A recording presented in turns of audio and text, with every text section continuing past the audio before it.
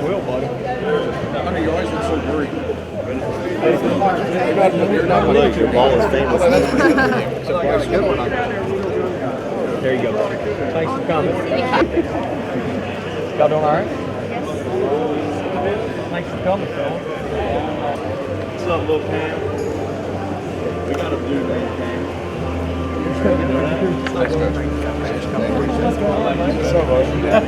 I was trying, man. I was on the way back, was on the way past your house. Oh, well.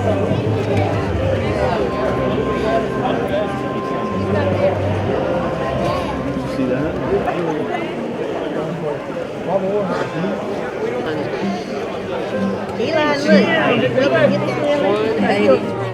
Right now, it's my honor to introduce the head baseball coach at East Carolina. I had a chance back in November to MC Cliff Godwin night in Snow Hill. Now, when they called me to MC, I thought it'd be very similar to this event.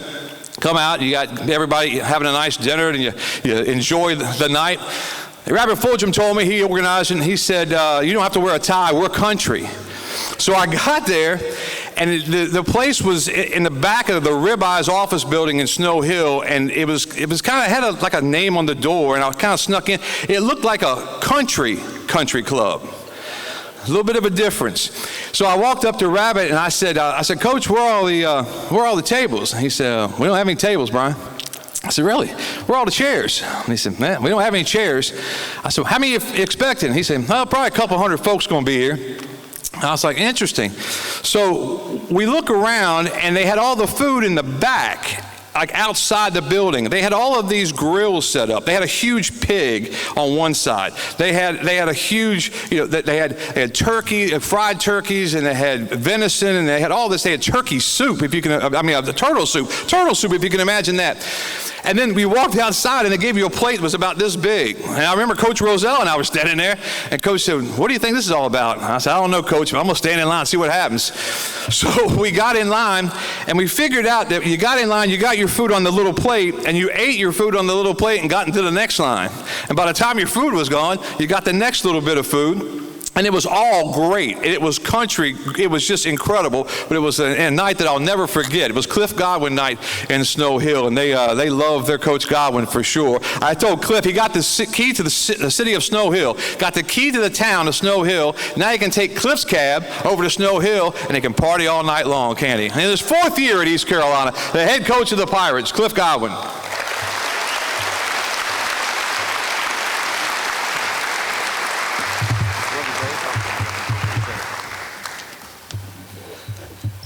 There's not a lot of people in Snow Hill, so you don't need chairs, Brian.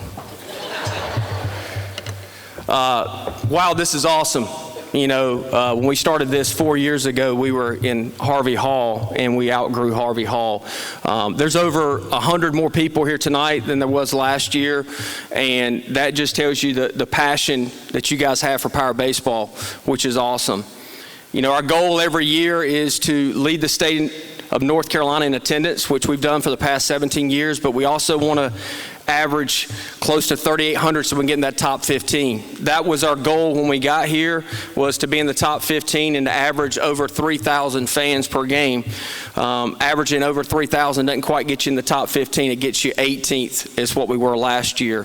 But I want to thank all the season ticket holders who are in here tonight for sticking with us through last year, for purchasing season tickets this year.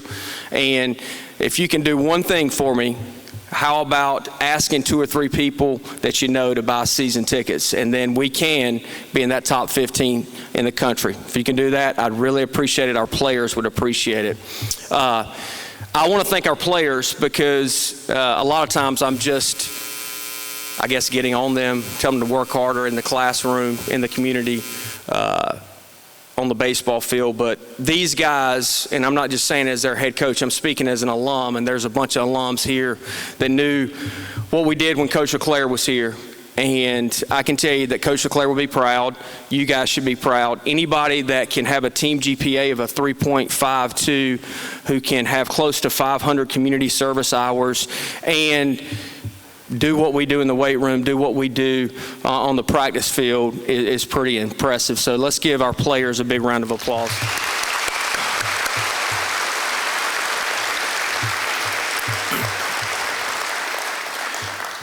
From day one, I've talked about our culture and how important our culture is here. And when you go through a season like we went through last year, it can be tested. And you heard our guys talk about it, but every one of our players has gotten up in front of the team and said the Pirates acronym paragraph. And it simply states, we compete with a purpose, have a plan for everything we do, and a reason why we do it. We live with integrity and do what is right at all times, even when no one is watching. We are responsible and have the power to choose our response in any situation. We're in control of our attitude and our energy givers. We have the toughness to embrace adversity and keep moving forward. We pursue excellence and a lifestyle to be great. We are selfless, put we over me, and execute our role for the team. We are Pirates. Every one of those guys that are sitting in here tonight have gotten up in front of their teammates and said that. It's important to me that we live it every day, because baseball is going to be over one day, and our guys are going to be citizens in our country, and I want them to be great husbands, great fathers, great friends, and great sons, and our guys try to do that every single day. Our mission for our program is to always grow on and off the field.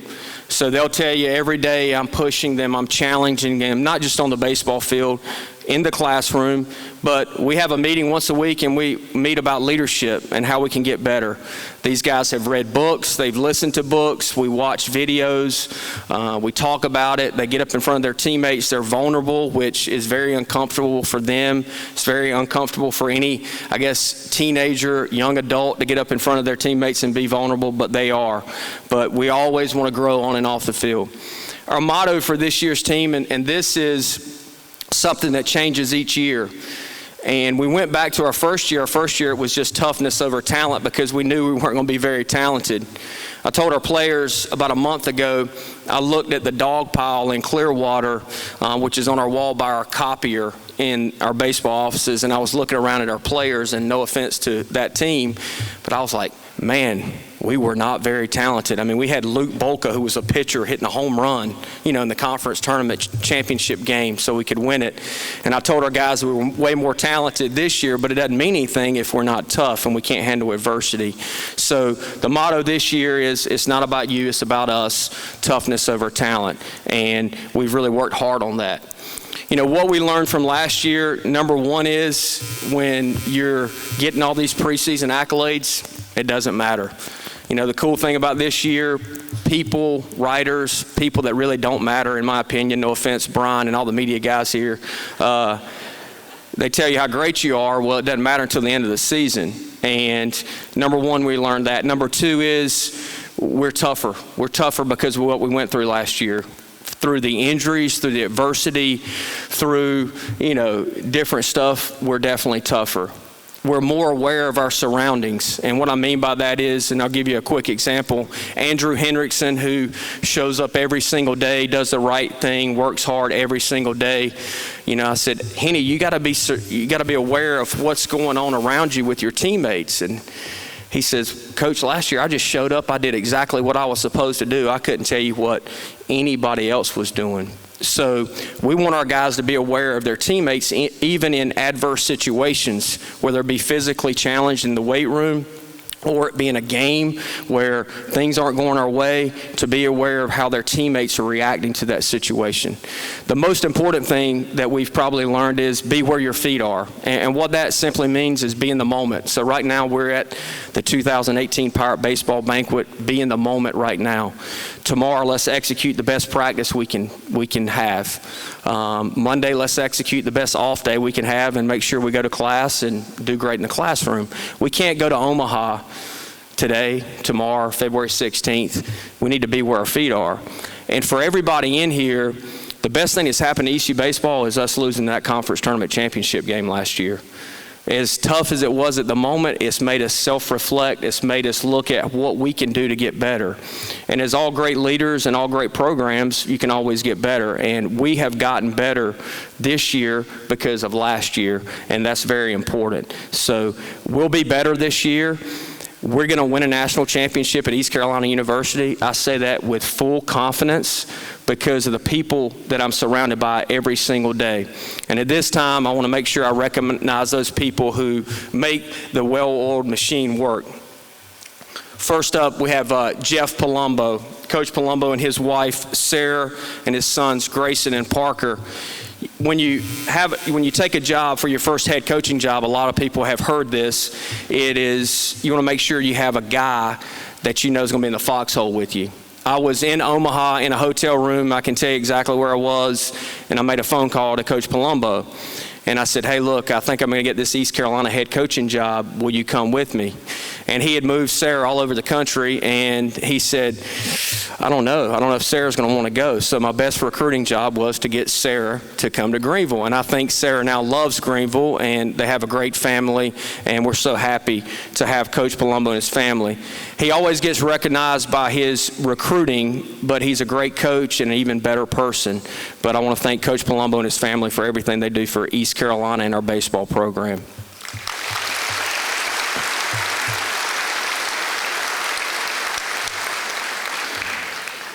Coach Rozelle, our pitching coach, one of the best pitching coaches in the country, hands down.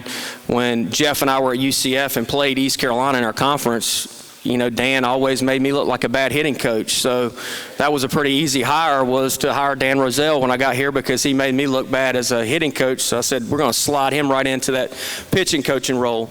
But his wife, Melissa, Madison, McKenna, and Clayton, hope Clayton's feeling better at home. But Coach Rozelle is a great asset to our program.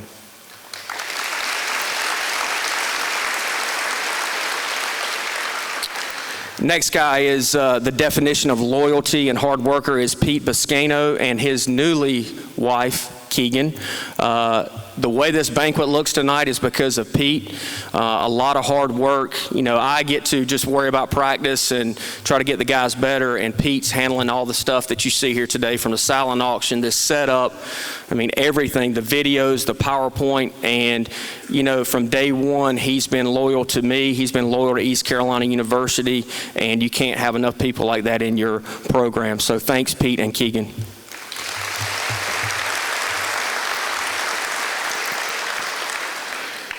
The real reason we didn't win last year is because Hunter Allen wasn't on our staff. So in 15, he was our starting shortstop. In 16, he was a student assistant. Both winning years.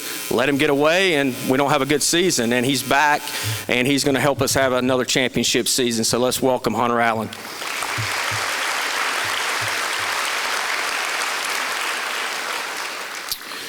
Miss Val and her husband Larry. Miss Val also helped out with the banquet, but really what she does each and every day is keeping all the guys in the baseball office organized. So thanks, Miss Val, for everything you do and for putting up with all the males in the baseball office.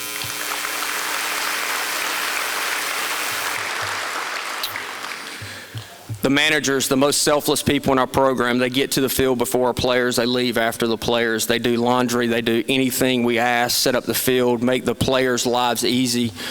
Two of our student managers are Wiley Jackson and Justin Blanton.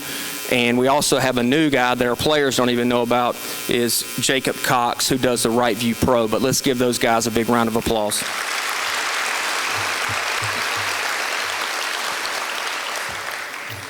The next guy who's been around here for a while, Zach Womack, and his wife Kim and daughter Ivy Grace. Zach was in a bad mood a lot last year because we had so many injuries, but he's been in a much better mood this year, as I was telling Kim. And she said he's still bringing a bad mood back to the house every once in a while, but he's been in a good mood, but takes care of our players, takes care of Dewanye quite regularly. So, Zach, thank you for everything you do.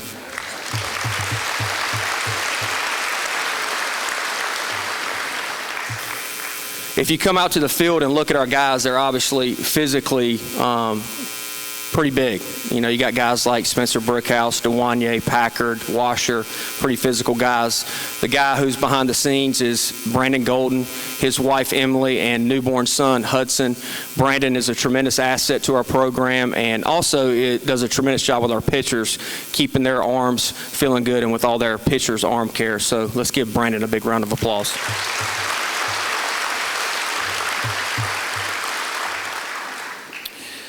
Well, sometimes you don't know how important a person is until, they're not around. And Rebecca Wade, our academic advisor, had a newborn this past summer, and I thought we were going to be okay.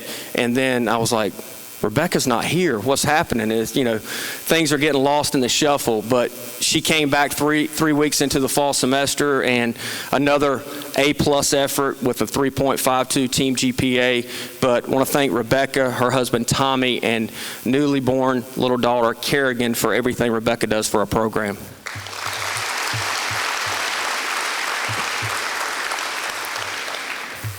Another true pirate, Malcolm Gray. Malcolm's been around for a long time, but bleeds purple and gold and really does a tremendous job setting up interviews, being out there with our players, making sure that they feel comfortable in any kind of interview situation. So, Malcolm, thanks for everything you do.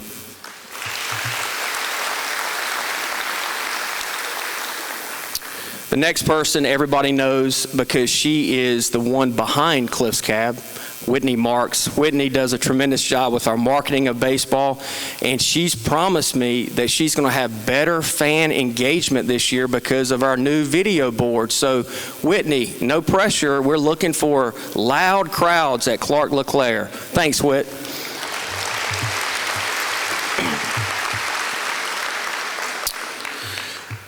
Another group of guys behind the scenes, we have Brian Meador, his wife Kim, and Addison and Lauren Harvey. Brian, who I call Meador, and Addison do a lot of the videos you guys have seen tonight and that you will see, but just selfless that they do it for our program, just out of their goodness of their heart. And Meador and Addison, I really appreciate you guys doing that because it helps with recruiting.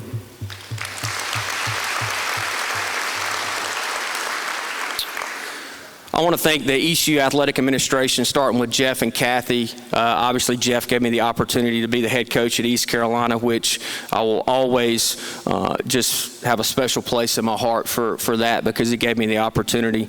His wife, Kathy, who is a big baseball supporter, and she also lets me know when we don't play well. So I want to thank them for sure. And then JJ, Lee, Shelley, Philip, and Coach O for all their support because it takes a lot of people behind the scenes to make game day and just operationally things run well. So let's give those guys a big round of applause.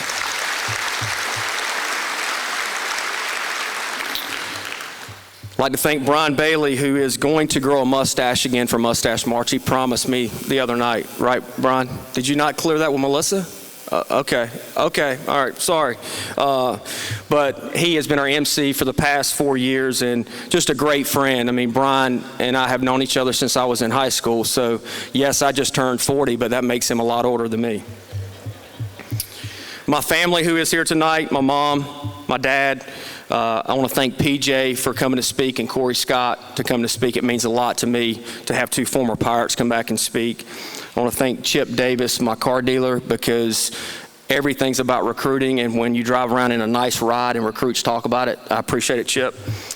And I want to thank my teammates. You know, a bond that you can never replicate is guys that you played with, and the guys who came here tonight who are my teammates, very special place in my heart. John Williamson, Brad Simons, Cory Scott, Kevin O'Sullivan, Will Brinson, Justin Hyde, Matt Bishop, Kevin Grieve, and Brian Fields. Thank you guys for being here. It means a lot.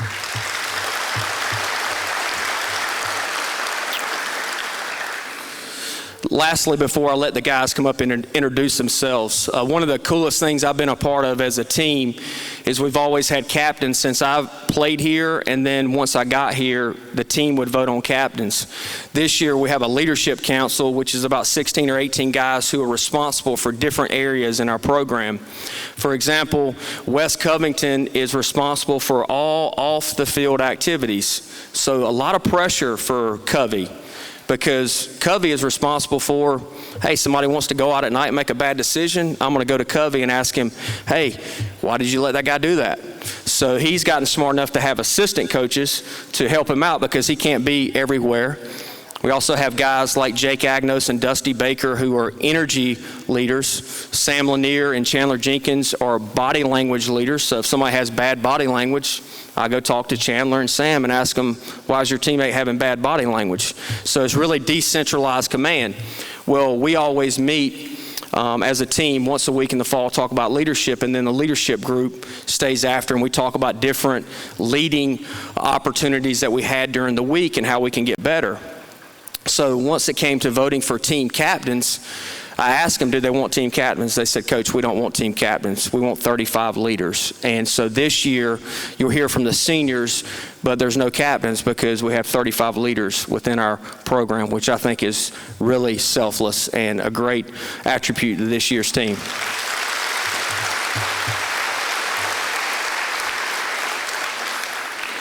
So the freshmen get to introduce themselves first. I think Cole Bevan's going to lead us off here in a second, and he's not nervous at all. He told me that.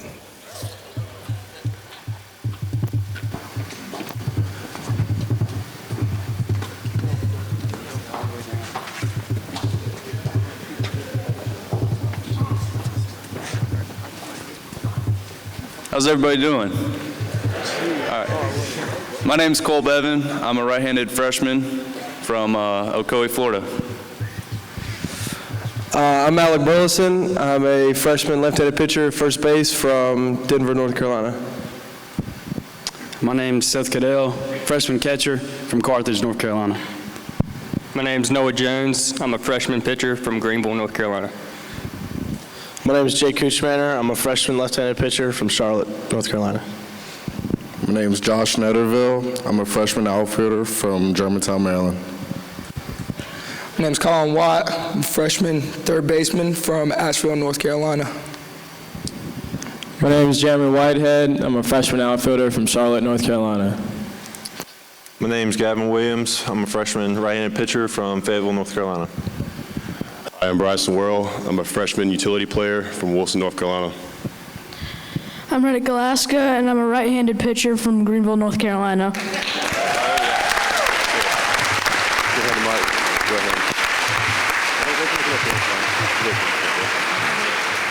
Good job, buddy. Thanks, Big Ben.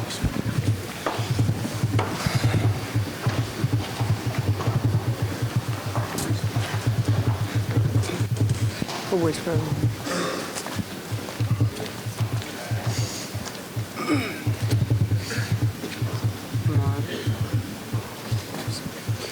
I'm Jake Agnos. I'm a sophomore left-handed pitcher from Haymarket, Virginia. I'm Dusty Baker. I'm a sophomore outfielder from Cloud, Georgia. Nick Barber. I'm a sophomore infielder from Apopka, Florida. I'm Trey Benton. I'm a sophomore right-handed pitcher from Sarah Gorda, North Carolina. I'm Spencer Brickhouse, a sophomore first baseman from Pilot, North Carolina. I'm Cam Colmore, redshirt sophomore, right-handed pitcher from Winterville, North Carolina. Bryant Packard, sophomore right-handed outfielder from Greenville, North Carolina. Tyler Smith, right-handed pitcher, sophomore, Pilot Mountain, North Carolina. Willie Strong, right-handed pitcher from Ashland, Virginia, and I'm a sophomore. Jake Washer, redshirt sophomore catcher from King, North Carolina. You hated bars.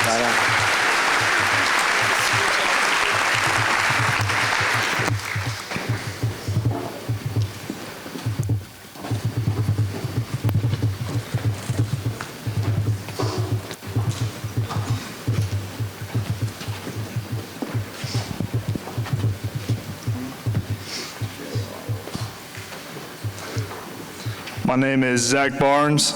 I'm a right-handed pitcher. I'm a junior, and I am from San Jacinto, California. My name is Matt Bridges. I'm a junior right-handed pitcher from Shelby, North Carolina. I'm Turner Brown. I'm a junior shortstop from Whiteville, North Carolina. I'm Austin Covers. I'm a junior left-handed pitcher from Chicago, Illinois. I'm Chris Olba, right-handed pitcher from O'Fallon, Illinois. I'm Taylor Jenkins. I'm a junior outfielder, and I'm from Lincoln, North Carolina. Sam Lanier, junior right-handed pitcher from Maitland, Florida. My name is Connor Litton. I'm from Big Cove Tannery, Pennsylvania, and I'm a third baseman. Brady Lloyd, junior infielder from Mifflinburg, Pennsylvania. Evan Valova, right-handed pitcher from Currituck, North Carolina. Dwayne Williams Sutton, junior outfielder from Wilson, North Carolina.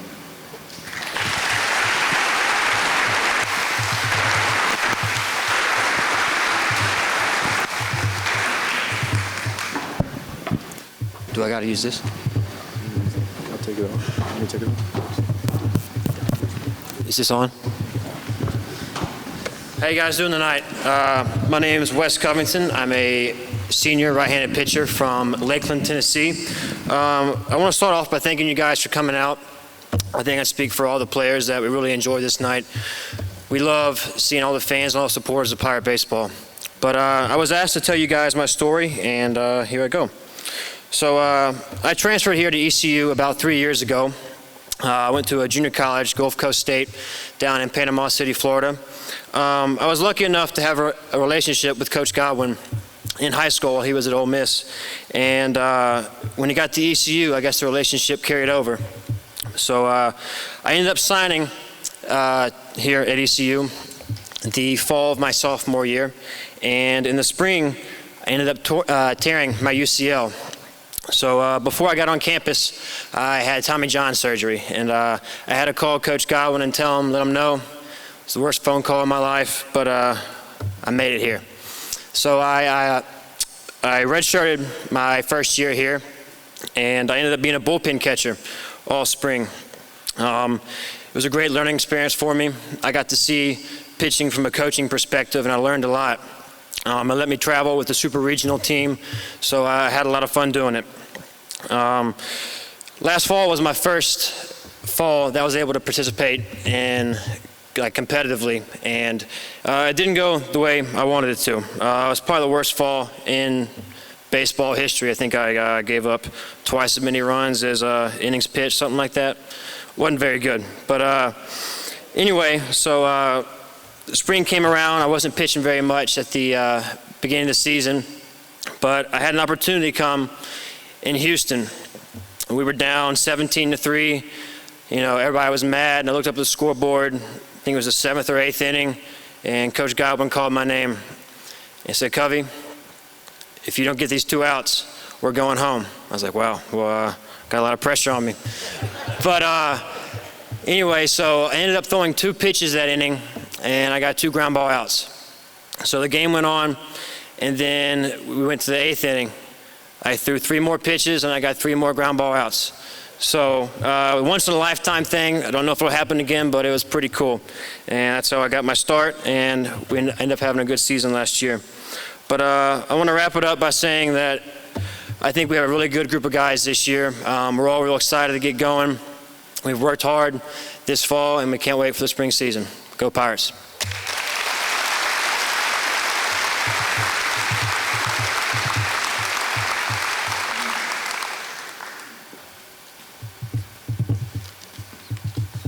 Way to lead us off, Cove. My name is Andrew Hendrickson. I'm from Fayetteville, North Carolina, and I'm a senior outfielder. What an honor and privilege it is to be here tonight.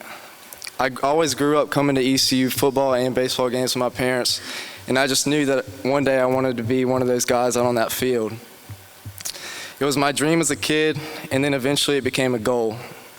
Out of high school, I only received 1 Division II offer from Pembroke, and honestly, I think the only reason I got that was because my brother was on the team. As it got closer to signing day, I realized that I wasn't ready to give up my dream of playing here at ECU. I talked with my parents a lot, and I ended up deciding that Pembroke wasn't the place for me. So I ended up calling Tommy Easton down the road at Pitt Community College, and the first thing that he said was, "Aren't you that kid that was laid out on my field a couple years ago?" You see, my junior year of high school, I was in a pretty bad car accident with my parents on the way to a baseball game there, and I ended up being ejected from the car because I was putting my uniform on. Luckily, I woke up in the hospital with only a severe concussion, a broken finger, and a few scratches on me. Coach Easton was surprised that I wanted to come there after that, but he let me become a Bulldog. And as my time went down at Pitt, I began to get a few offers, but none from ECU. It wasn't until our conference tournament. As my time went down at Pitt, I began to get offers, but none from ECU. And I just knew I was meant to be here, so I waited. I want to apologize to Coach Palumbo because I probably annoyed him as I called him almost every day. I think I recruited him more than he recruited me. It wasn't until our conference tournament that Coach Godwin decided to finally give me a chance. And I always believed that it would happen, and then it did. I made it, but the hard work continues. I was once asked in an interview, what's the best advice you could give someone that is looking to excel on and off the field? And I told him this: don't let anyone tell you that you aren't tall enough, big enough, fast enough, or strong enough. With hard work, anything is possible. I cannot think of a better group of guys to go to work with every single day than the guys that are on this team. Whatever adversity we'll be faced with this year, I know that we'll be ready. Go Pirates.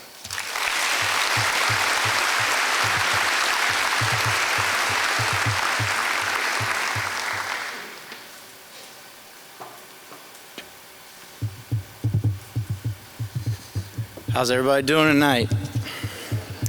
Good to hear. My name is Davis Kirkpatrick. I'm from Greenville, North Carolina. I'm a redshirt senior right-handed pitcher. I've been here for a while, so you probably heard me introduce myself a couple times. I'd first like to thank everybody for coming today. It really means a lot to all these guys on the team. Everything you do for us is just awesome, and we really, really do appreciate it. I also would like to thank my mom and dad for everything they've done for me in my life, and always loving me unconditionally and making me who I am today.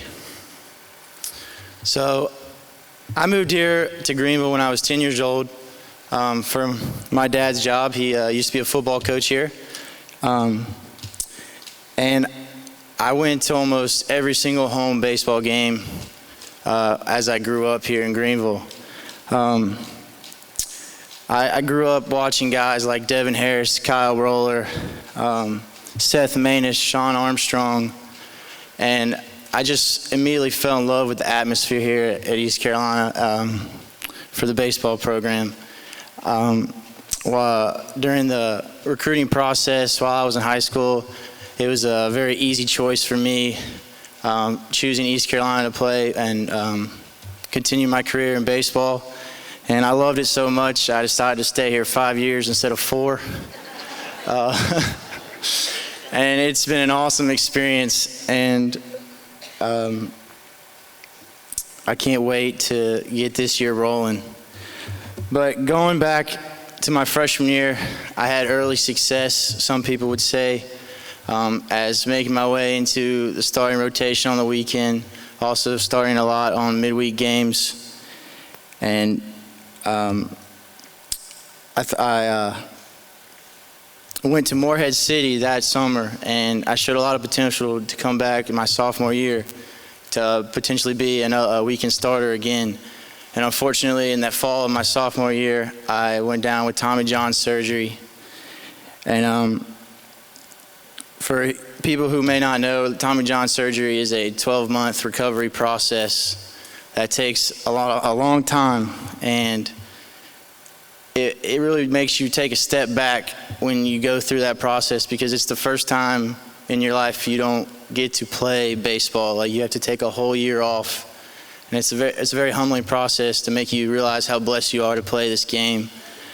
And I also would like to thank Zach Womack for having a part of my recovery process and letting my arm come full health again, and I haven't had any problems since then. That leads me into my 2016-2017 seasons, where I had some more success early on coming back from Tommy John surgery. And then the inconsistency outings came after that. But fortunately enough that I have great coaches around me, and they helped me through that, and they helped me finish my 2017 season on a good note by switching my pitching delivery. And it's showed a lot of early success in that, and they've made it extremely easy for me to switch to a more sidearm delivery. And that leaves me to this year, where I like to call it my victory lap, for it being my 5th year. But I'm extremely excited for all the guys on the team And I can't thank the fans again enough for showing their continued support. And go Pirates.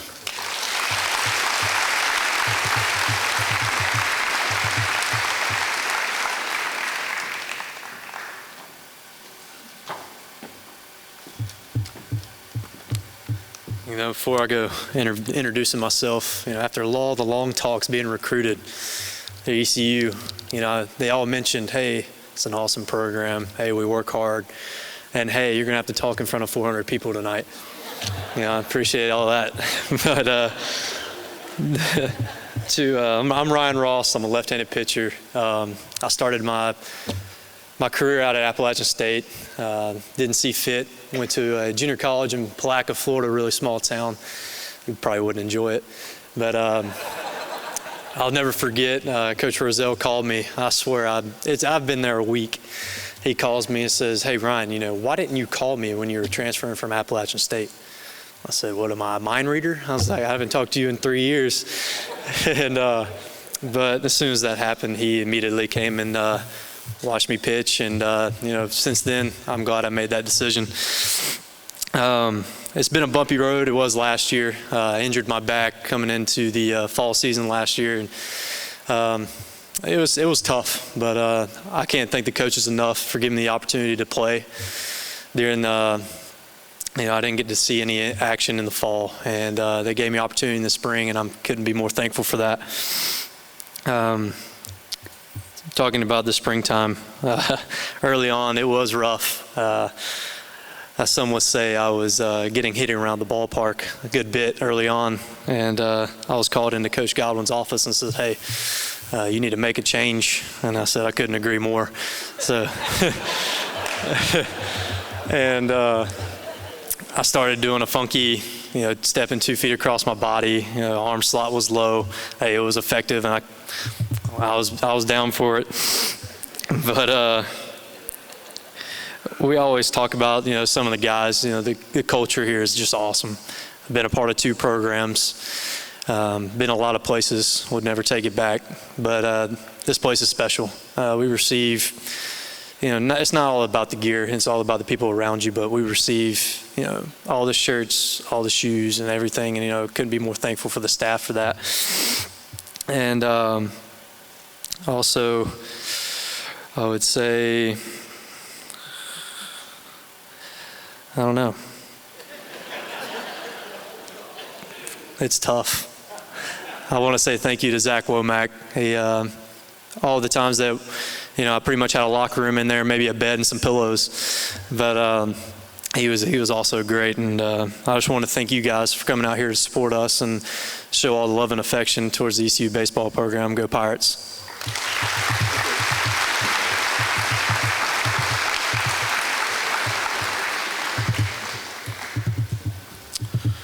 All right, time now to introduce our first speaker tonight. He's P.J. Connelly. Connelly helped the Pirates to an 88-39 two-year record, along with a pair of NCAA regional berths and a 2004 Columbia Super Regional appearance. The left-hander posted an 8-1 career record and combined on 3 shutouts while allowing 53 runs, 47 earned. In 31 career games, a 4.33 ERA, his 2004 club set the school record for wins in a season, 51, consecutive wins, 19, while establishing a Conference USA record for wins with 25 and consecutive victories at 22 on the way to the regular season title. The Pirates claimed the Kinston Regional crown with a perfect 3-0 ledger before falling to South Carolina in the Super Regional round, finished ranked in the top 15 in 4 national polls. Introducing the Honorable P.J. Connelly, the mayor of our fine city of Greenville, North Carolina. Mayor.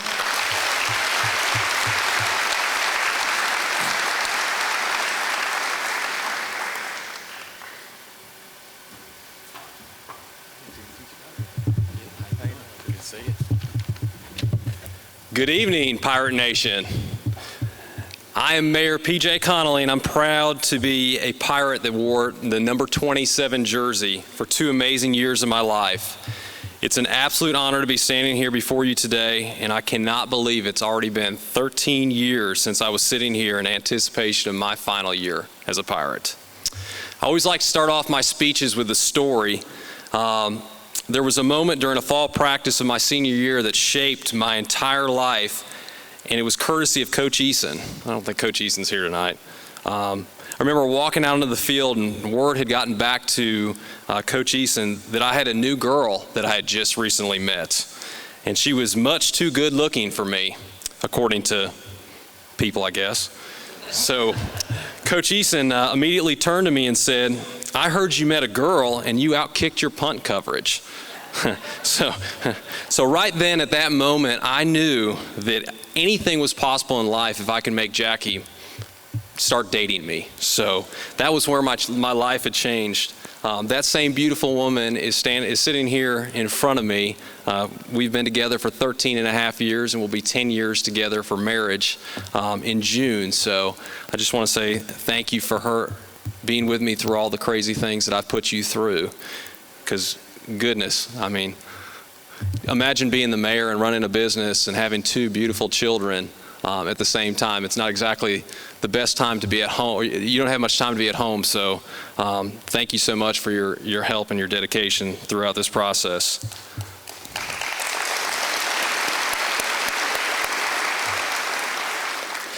Okay, let me tell you a little bit about myself and give you some background. I'm originally from Beloit, Wisconsin, where I lived for 18 years of my life. I had a wonderful childhood. In the early years of my life, I discovered the game of baseball. I remember getting involved in baseball when I was 10 years old, and I remember sitting at the table for dinner one night, and my parents were having a discussion. My mom started saying, "I don't want him to play baseball. He's going to get hurt." And my dad would quickly say, "You know what, he'll be fine. It'll be a good experience for him." And I remember after a little coercing, my dad was able to convince my mom to let me play baseball. I loved playing baseball. I had a great time with all my new friends that I had just recently met. I went to a private grade school, and most of the guys that I played with had attended a public school. So when I went on to play, or I went to a public school, a high school, I knew so many guys from the baseball program and playing in that same league. So it was a great opportunity for me. Back in Little League, I guess the best way to say it is I wasn't very good. I enjoyed playing baseball, but I remember standing there on the mound when I was 12 years old. I had just given up 10 runs. 10 runs in one inning. So if that tells you how good I was when I was a child. I remember sitting there. It was almost heartbreaking. You know, a 12-year-old boy failing in front of all of his friends and his teammates. And I remember at the end of the game, I was nearly crying. And I remember going behind the dugout with my parents, and my coach came up to my parents and said, "You know, PJ's really got a lot of talent. I think he's going to go somewhere." And could you imagine the face on my parents going, "Did you just watch the same game that I just watched?" But, you know, as little as that statement may have been at the time, that was one of the first moments that I knew that somebody would believe in me. That brings me to my junior year. I was a 6'4", 185-pound, lanky left-handed pitcher. I threw about 78 miles an hour. During one of our winter practices, we were in a basketball gym during the cold Wisconsin winters. And let me tell you, it is extremely cold up there, so it's not exactly baseball breeding material. We were up there and we were taking ground balls off the gym floor, and I'm going to tell you, I've taken plenty off my face because those things are very slick. We had a guy that was from our local high school, and he had approached me or he came to our practice and he said, you know, he was looking for local talent. He had just been recently drafted by the Arizona Diamondbacks, and he knew kind of the barriers that we had to face being from a small town in Wisconsin. I mean, when he came out, there was probably negative 10 degrees and we're inside a gymnasium. It's not exactly the best time to be playing baseball. But he was looking for talent around the area that he thought had a chance that could make it. So he watched me throw a bullpen, and, you know, for whatever reason, he saw some talent in me. I don't know how, but he did at the time. So he'd asked me if I would be interested in going down to Florida. There's a showcase down there called the Perfect Game Showcase. Somehow he had ties into the showcase, and he knew that he could get me in there. So after talking to my parents, they let their 16-year-old boy fly down to Florida and compete at the showcase. I remember I was down there with some of the top talent in the entire country. I mean, there's guys that are still playing in the big leagues. I think Prince Fielder was there, Joe Mauer was there, and there's PJ Connelly there playing. I was so excited. It was such an exciting experience for me, and I thought, this is going to be great. This might be my break. I'd always dreamt about playing baseball at the professional level, and I thought maybe this is it. So I got up there on the mound, and I remember pitching. It went pretty decent, but I didn't hear any feedback back to hear how I actually did.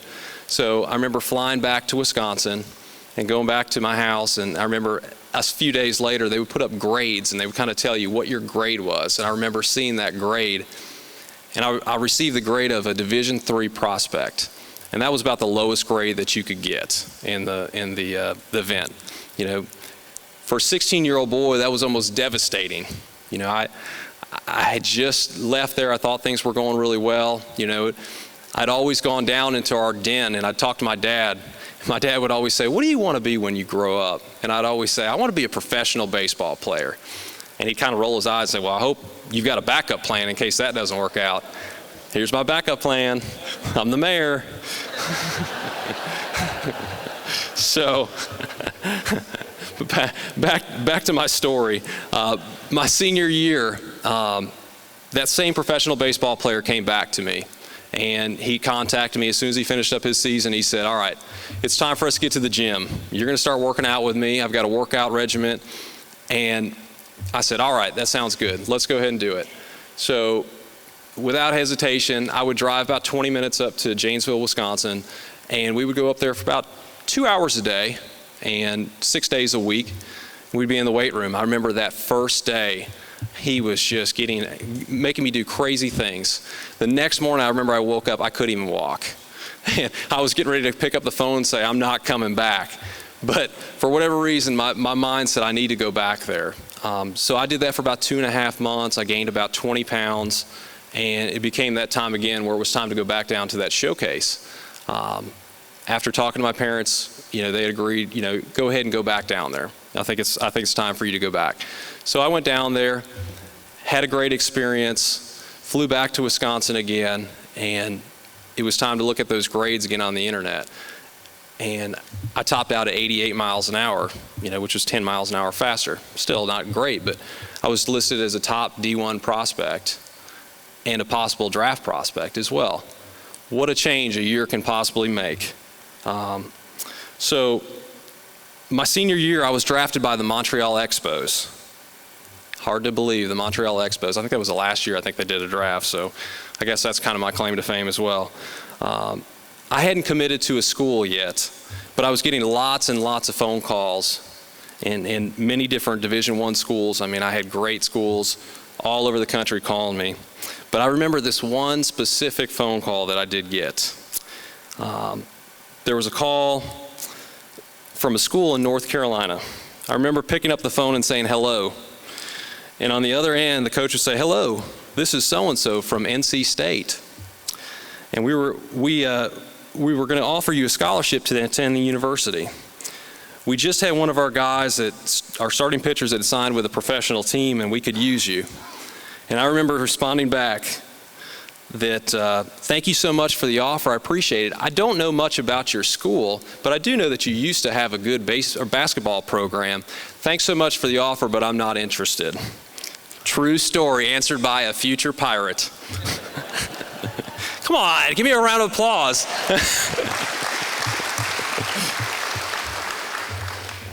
And Coach Godwin, I just want to let you know I'm about a third of the way done. I know you told me to keep it short, but I don't know where you're at, but you should know never to leave a politician, give them a microphone at an event, because we'll talk forever.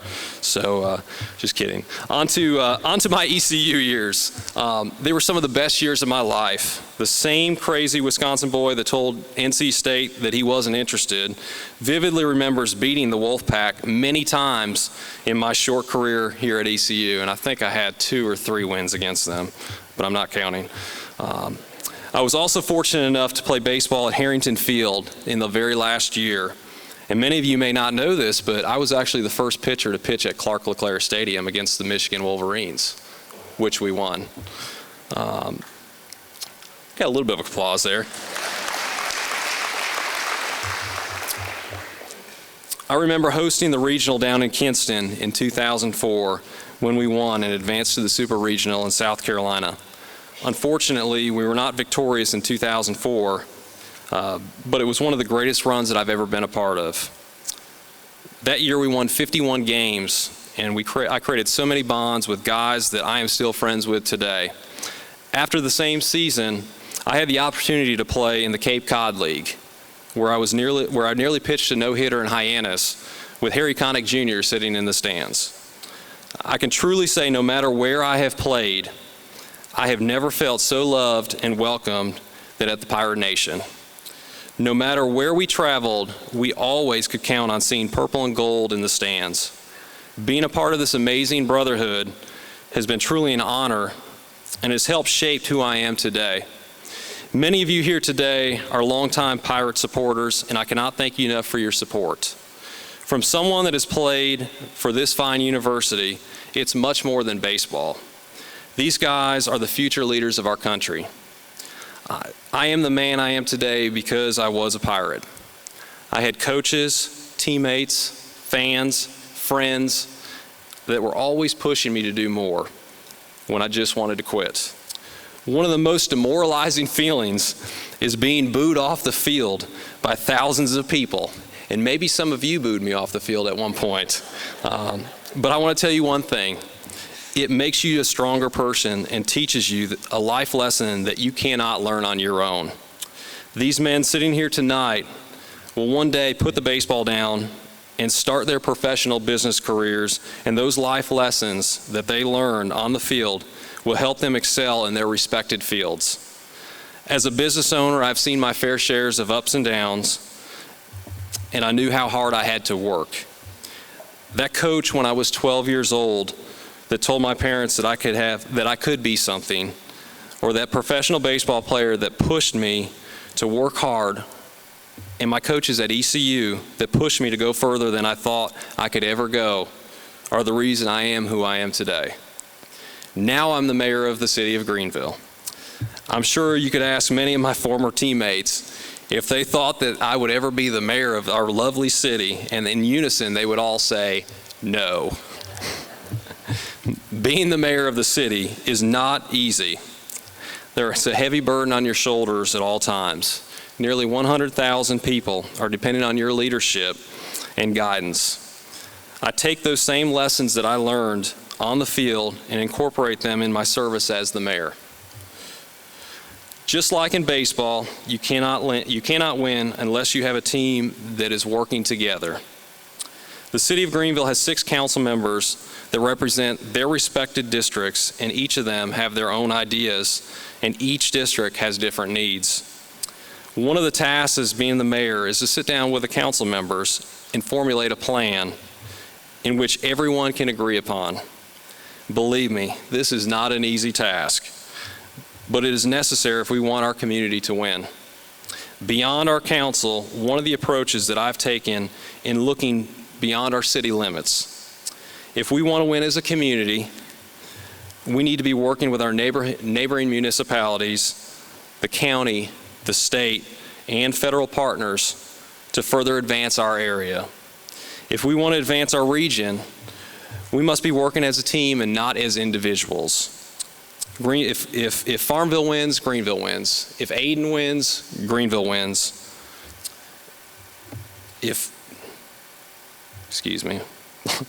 And vice versa. My goal as the mayor of the city of Greenville is to create a closer bond as a regional partnership and to work to grow our region as a whole. This is not about taking a credit for accomplishments. It's simply about advancing our region and improving the lives of our citizens. We are all in this together, and if we want to win as a region, we must work as a team. I want to thank you again for the opportunity to come here and speak. I also want to thank you for the contributions that you've given to the ECU baseball program. I hope you can see that your monetary support is much more than a simple donation. You're helping shape the leaders of tomorrow, and you just never know what these student athletes will become. Maybe someone here sitting today might too be the mayor of Greenville someday. So God bless each and every one of you, and thank you so much, and go Pirates.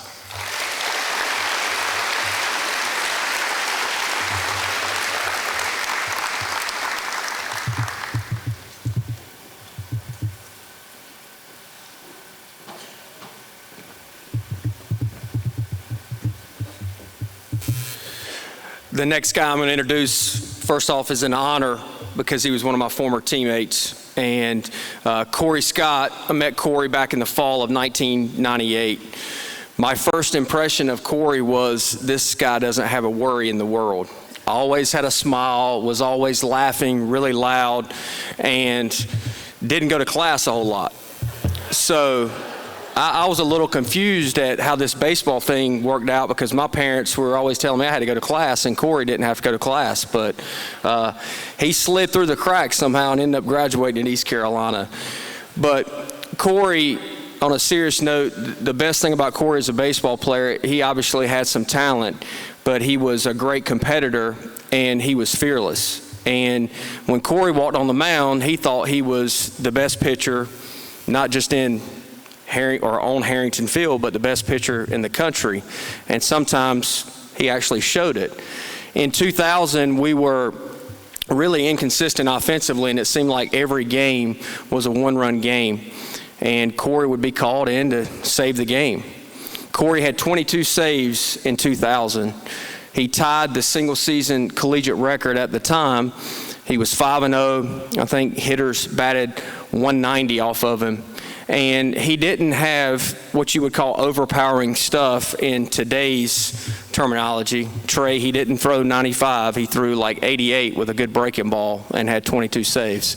But his competitiveness and his fire allowed him to be very successful. I was talking to our team about humble pie just yesterday, and Cory got his share of that. In 2000, the conference tournament championship game, Cory had 22 saves. If he gets this save, we were up 1 run against VCU, then he would have broke the collegiate national record for most saves in a season. So Cory struck out a guy for VCU and waved him off. Pretty, I guess, enthusiastically, Cory, I would say. And the next guy who hadn't hit a home run all year hit a home run off Cory to tie the game. So that was my funny story about humble pie for Cory. But as Cory did, he kept us there, and then we walked him off in the ninth inning, as we did a lot that year. But he is a great person, a great friend, and I'm so honored to welcome Cory Scott up to the stage.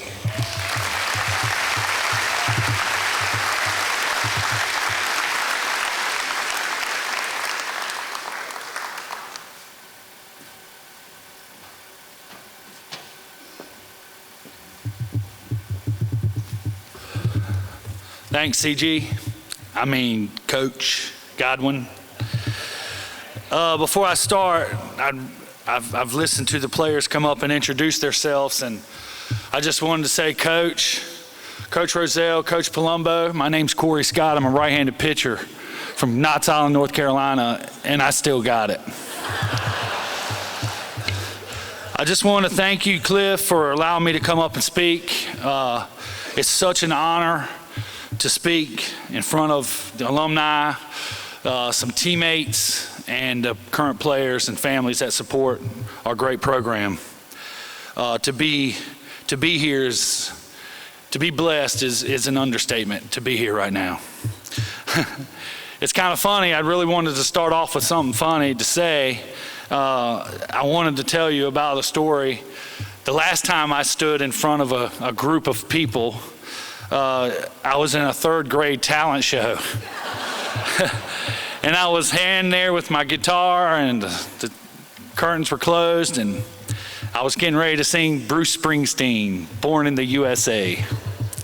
They opened up the curtains, and I saw everybody looking, and I ran off the stage. So hopefully this story goes a little better. I wanted to tell you a little story that I came across that really means a lot to me and what I have to say tonight. And I hope you guys in the purple shirts really listen to what I have to say tonight, because I'm talking to you from the bottom of my heart. And what I went through was really tough. And by the grace of God, my family, my teammates, and my friends, I stand here today as a first-team All-American. So I want to read the story to you. A mighty wind blew night and day. It stole the oak trees' leaves away. Then it snapped its limbs and pulled its bark until the oak tree was tired and stark. But still the oak tree held its ground while the other trees fell all around. The weary wind came to and spoke, "How can you still be standing, oak?" The oak tree said, "I know you can break each branch of mine. You can carry every leaf away. You can shake my limbs and make me sway. But I have roots stretched in the earth, growing stronger since my birth. You will not touch them, for you will see they are the deepest part of me. Until today, I wasn't sure of just how much I could endure. But now I have found, with thanks to you, that I am stronger than I ever knew." And that's really where my story begins. I come from a little town in Currituck County. Evan Volva knows very well, as our family trees touch somewhere, I'm sure. I'm from Knott's Island, North Carolina. Any farther north, you're in Virginia Beach. Any farther east, you're in the ocean. And this is a true story. I had to ride a 45-minute ferry to school every day. So no matter where you're from, they'll find you. They'll find you. So a few things I just want to talk about tonight. First thing is respect. Always respect yourself and the people around you. My dad, when I was young, told me to always respect your name because you're not the only one with it. Think about that. Your parents have your name, your family has your name, and while you're here at East Carolina, your classmates have your name, your teammates have your name, your alumni have your name. So please always respect that. I graduated from high school in 1995, and I was drafted by the Baltimore Orioles. I decided to come to college. I got a call from a great coach, Coach Whitfield, over at Pitt Community College. Life was good. God was good. A week before our game, which would have been the very first game of Pitt Community College history, I was named the starter. So how did I celebrate? I went out and played a game of basketball, and I ended up breaking my ankle. I was out 6 to 8 weeks. I found myself in a dark place, but I had to battle back. I came back that year and I was 5-3. I had an okay year, but no call from the Orioles. I came into my second year at Pitt. I was the #1 starter. I went 12-0. I had 2 no-hitters. And I got a call from a great coach named Keith LeClaire. However, at that time, I didn't have the grades to transfer, so I had to sit out. Coach LeClaire never gave up on me. He told me to get my grades up and that I had a spot on East Carolina's baseball team the following year. So the respect I had for my parents and my family and my coaches and East Carolina, I never gave up. I got my grades up that year. I did go to class a little bit, Cliff. So East Carolina, here I come. Life was good. God was good. I came in with a great class and the likes of Nick Snobble, James Molinari, Eric Bakich. I joined a team with Chad Tracy and John Williamson, Bryant Ward, Justin Hyde, Brad Simons, Kevin Grieve, Kevin O'Sullivan, CG, Coach Godwin. Life was good. God was good. Our opening series, Miami. We were all so excited. 2 days before we left, I woke up at 2 o'clock in the morning and I could not stand up. I woke up and I had appendicitis. I went to surgery. I woke up the next morning, my eyes opened, my family, my girlfriend, who's my lovely wife now, and Keith LeClaire were looking at me. Coach never gave up. So how could I? 6 weeks later, I'm cleared to play. We're at home against the Richmond Spiders. We're losing the game 10-1 in the second inning. Well, all of you that know Coach DeClaire, he always stood with his right foot up on the little blocks, looking out into the field. So I stood right beside him, you know, in case he needed me to go in and catch or play shortstop or pinch run. He never needed me to do that. So he looked at me. We're losing 10-1 in second inning, and he says, "Go get ready." Without a hesitation, I tapped him on the arm and said, "I'm ready." He said, "Go down there and throw." So all of you relief pitchers, you know whenever you're ready, you take your hat off and you wave. Well, I ran down to the bullpen with my hat in my hand. So I looked down in the dugout. Tommy Easton's as our pitching coach, and he's coming out. And my teammates here are really going to love this. So I look down. Tommy Easton's giving me the signal. That was my signal. I was always a bigger guy. But I'll tell you, I love that signal. I came in the second inning. I struck out 10 in 5 innings, and we win 11-10. The very next day, the paper said, "Great Scott." Life was good. God was good. The next series, we're traveling to UNCW. And for some reason, Coach DeClaire asked me to ride with him because he had to drive. He was going down to, I think he had a house in Southport or somewhere right past Wilmington. So as we're riding, we're talking, he looks over and he says, "Think you might want to start?" I said, "Of course I do." He says, "Well, not this weekend." I said, "Thanks, Coach." He said, "How about Wednesday? We play UNC at home." My eyes got this big, and I was a pig in mud. Life was good. God was good. So I started. I did okay. We won 8-5, but I gave up 3 home runs to the catcher. And Tommy Easton yelled at me from the dugout. Of course, I yelled back. He calls time, and he comes out to the mound. My teammates are coming in to save me, and he goes, "I don't need any of y'all." And he grabs me by the collar, and he says, "If you ever yell at me again in front of all these people." And I said, "Yes, sir." I didn't let him finish. And for all of you that know Tommy Easton, you do not want him to grab you.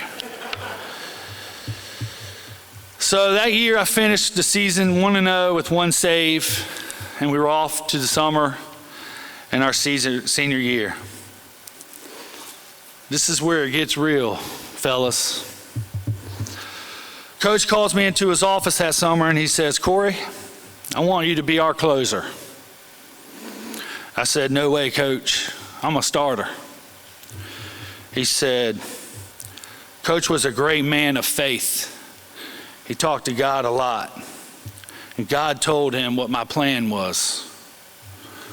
He said, 'You're best for this team as a closer.' I felt for the first time that Coach had given up on me. So I quit. I quit baseball. I found myself in a dark place, and I was really over the battle. I talked to many friends who told me I was throwing it all away. You can't do this to yourself. You have to go back. Teammates called and said, "You got to go back. This is something you can't give up." My family was devastated. I had broken my parents' hearts. I found myself in a dark place, but I knew that I had to battle back. So I did. I went to Coach in November. I said, Coach, I made a mistake. I'm a 17-year-old kid, and I made an honest mistake. I'm giving up on you. I'm giving up on my teammates. I'm giving up on my family, and I'm giving up on my Pirates. And I don't want to do that. Coach says 2 conditions. I said, yes, sir, anything. He said, first condition, you go into that locker room and you tell your brothers exactly what you just told me. I said, okay, I can do that. What's my second condition? He said, I'll let you know after your first condition's settled. So I went in, I broke down, probably cried a lot because I'm a big crier, by the way. And I asked for forgiveness. And I asked my teammates to be teammates and to forgive what I've done and know that I would never give up on them. I left that room. 15 minutes later, Coach Sinclair comes in and says, your teammates have voted. I was crying, didn't really know what to say, and he said it was unanimous. And still, I was bawling, crying. He said, Cory, they all want you back. Life was good. God was good. I said, Coach, you know, this is the best thing that's ever happened to me. He said, yeah, you're very lucky. I said, what is my second condition? He said, now you're not so lucky. From that day forward, I had to go in at 6 a.m. by myself, 7 days a week. I was on a Stairmaster. I was working out. I was doing the things that you saw the teams doing, pulling sandbags and lifting weights, all by myself. I did it 7 days a week from November to February. I had two-a-day practices every day. And my practices were not like their practices. I had to run a lot, and then I'd practice a little bit, and then I'd run again. And then I'd practice a little bit, and then I'd run again. So I ran a lot. Kind of like Forrest Gump, he ran a lot. My final season, my senior year, it was time. No injuries. Back on the team. Life was good. God was good. My family, my friends, my coaches, but most of all, my teammates. Because of you, I became a first pitcher in East Carolina history to become a first-team All-American on all 5 ballots. There's only 12 people in the country that can say that every year. On that 2000 team, Mark Teixeira, Chase Utley, Cory Scott, 2 World Series champs and a Little League coach. Life was good. God was good. The moral of this story is always be a good student. Always be a great friend. Be better teammates, but always be the oak tree. I'd like to give thanks to a few people. First, my high school baseball coach for helping me get to college. I wasn't always the best student. Some thought I did just fine. But I got in trouble in high school one time, and my high school coach threw a book down and said, "Do you see that?" And I said, "Yes, sir." He said, "I wrote every single one of those letters for you." And he threw every one of them in the trash. He said, "If you want to screw around, we'll just won't even do anything." So I want to thank Billy Stallings for always giving me everything I got and never giving up on me. I'd like to thank Coach Whitfield, and I hope he's doing good. Coach Whit just had a surgery, and he's been in my prayers for a few days. I'd like to thank him for giving me the chance to come to college. For Coach Sinclair, for never giving up. Never giving up on me, life, or the Pirates. I'd like to thank East Carolina for being the platform of who I am today. I'd like to thank my friends for giving me the right direction and guiding me and being who you are. And I'd like to thank my teammates, my brothers, for everything.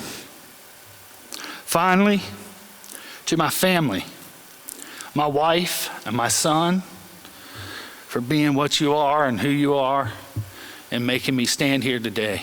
Thank you. I love you so much. This one's tough. To my mom and dad, for teaching me respect, perseverance, for giving me every reason to fight for what I got, for always being my roots. Thanks everyone for coming out today, and go Pirates.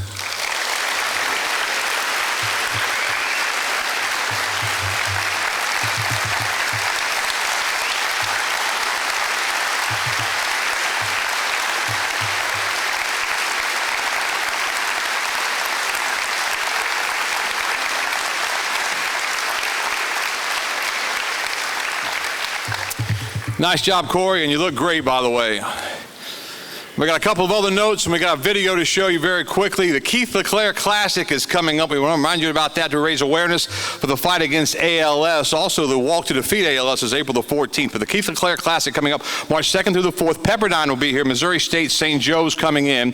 East Carolina will wear a special patch on the hat, and all teams and umpires will wear a Fight ALS wristband during the tournament coming up.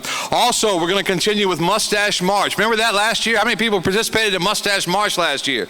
If you remember mine, we took some kind of coloring stuff and we put it on the whole mustache and the goatee thing, and it was gross. I mean, it was brown. First time we did it, the girl got it too dark, so it was like black and white. Didn't quite go together. We don't know what we're going to do this year because my daughter's getting married on March the 9th, and she said I can't have a mustache in the wedding. So March 10th we'll start over, but it's a great cause.